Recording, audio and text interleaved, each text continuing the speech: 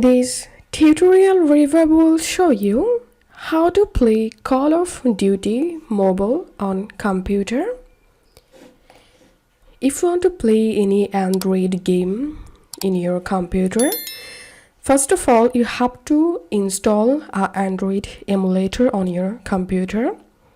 BlueStacks is a very popular Android emulator. You can use this one. So open BlueStacks.com, and from here you have to download the BlueStack installer and then install the BlueStacks on your PC. After that, launch it.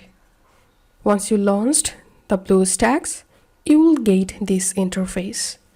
Now click on this search box and type here Call of Duty Mobile. And here you will get the Call of Duty mobile app. So click on it. And it's time to download the game in BlueStack. So click on install in app player.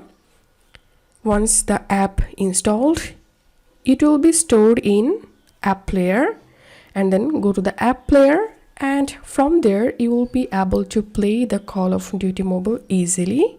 That's how you will be able to play Call of Duty Mobile from PC. If you find this video helpful, don't forget to subscribe Tutorial River. See you in the next video.